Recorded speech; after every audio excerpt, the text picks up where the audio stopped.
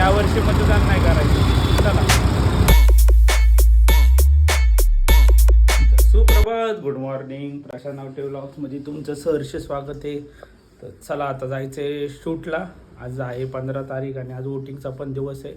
मग आता दुपारी आलं की मी वोटिंगला जाणार आहे आणि आता जाणार आहे वनिता वोटिंगला. तर आज संक्रांत कालच झाली पण अजून पण शूट चालू आहे. तर आज संक्रांतीचं शूट आहे परत पुन्हा एकदा. तर आवरतो आणि निघूयात मग.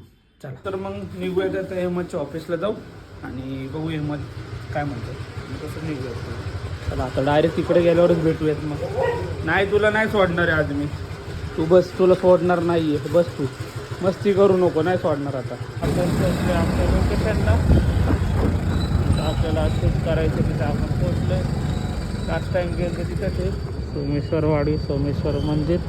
चला लाईन तर आले, सेटअप करून स्टार्ट करूया आता. चला म्हटलं आधी पावती करून घ्या. पावती नाही केली तर परत मध्ये शूट बंद करावं लागेल. तर ती पावती करूपर्यंत आपण महादेवांचं दर्शन. चलो तुम्हाला दाखवतो. खूप छान लिंग आहे, खूपच भारी मंदिर, एकदम प्रसन्नच वाटतं. नंदी महाराजच बघा एवढं मोठं. महादेव शिवशंकर शंकर महादेवाची पिंड.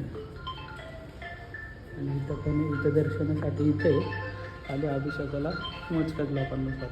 तर घेऊ दर्शन आणि मग शूटला स्टार्ट करू.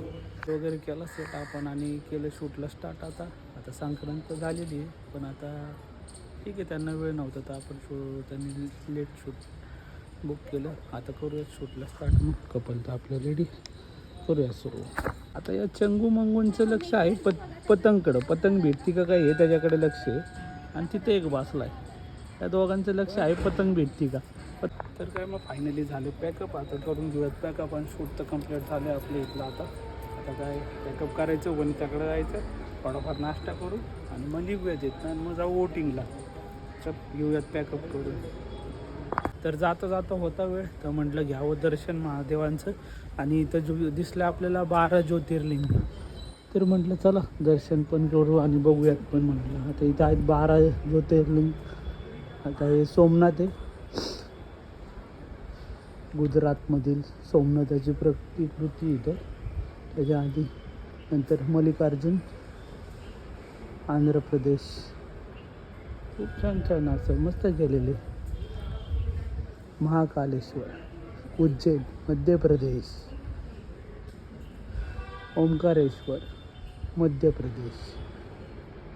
छान असं बनवलेले. वेदनाथ महाराष्ट्र, परळी बीड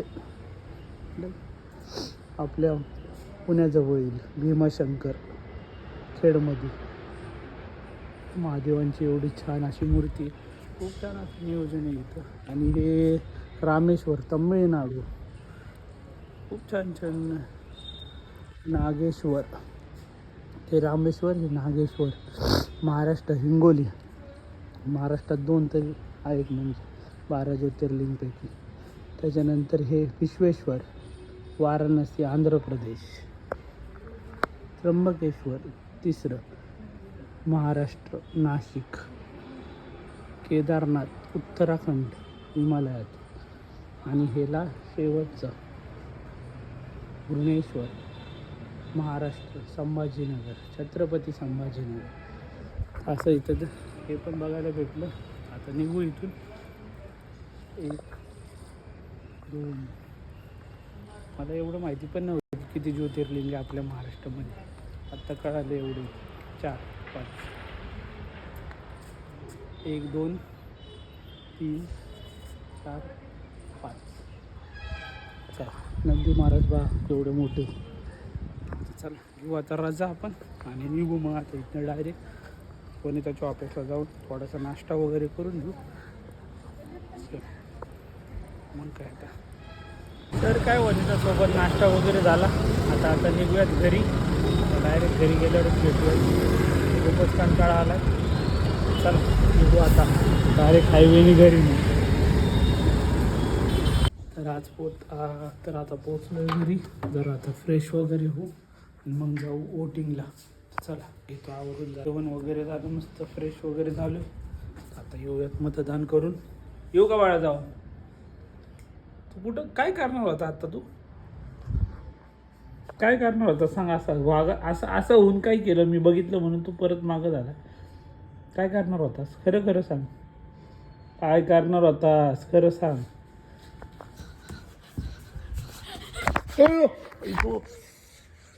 आता मतदान करायची तर इच्छा होती, पण आमच्या वॉर्डमध्ये 38मध्ये पण नाव नाही आहे आणि 37मध्ये पण नाव नाही आहे. माझं सापडत नाही. बाकी सर्वांची घरातल्यांची नावं आहे.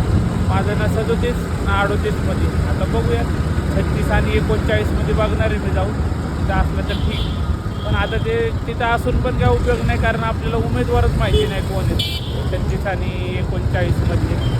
बघू आता सापडलं तर ठीक, आता मी यावर्षी मतदान नाही करायचं. चला. महानगरपालिका आणि उमेदवारांना मतदानाचं काही पाडलेलं नसतं. मतदाराचं नाव असो नसो काही बघायचं नाही, फक्त त्या दिवसापुरते फिरतात. आता मीच तासभर झालं शोधतो इकडं तिकडं, काय सापडलं नाही. शेवटी मी शोधूनच काढलं आता तर, आणि मला सापडलं. मग शेवटी मीच ॲपमधनं शोधून काढलं माझं नाव आणि माझा वॉर्ड आला आता 39. म्हणजे आता कोण उमेदवार आहे तिकडं तर मला तर काहीच माहिती नाही. कोणच मला माहिती नाही आता उमेदवार कोण आहे पलीकडच्या साईडला. आज बघू, जायचं आणि दाबायची बटणं आता. चला. तर अधिकारीच एवढे हुशार भरलेले असतात ना की यांना कळत नाही. आता तिथं दिसतंय माझाच फोटो आहे त्या लिस्टवर. आता ते मतदान कार्डवरचा नंबर चेंज झाला असेल, काय अपडेट झाला असेल. नाही, तुमचा नंबर वेगळा आहे. थोडा आवाज चढवल्यावर बरोबर म्हटले हां ठीक आहे. आधार कार्ड मोबाईलमधला फोटो दाखवला, हां म्हणले मग जावं. म्हणजे अधिकारी काय काम करतात तिथं दिसतंय माणूस तोच आहे, फोटो तोच आहे. आता मतदान या दिवस झाला असेल नंबर 3 कार्डवरचा कधी काढला असेल मागं पुढं कधी ते केले मतदान. आता बघू, काय उमेदवार पण माहिती नव्हते कोण आहे काय. जाऊयात आता घरी मग काय. वोटिंग तर आलो करून, पण आता उमेदवारच कोण काय माहिती नव्हतं. ठीक आहे, झाले आता मतदान. तर आजच्या ब्लॉगला आपण इथेच समाप्त करूयात. व्हिडिओ आवडला असेल तर लाईक करा, शेअर करा, चॅनलला सबस्क्राईब करा, कमेंट करा. धन्यवाद. गुड नाईट, शुभरात्री.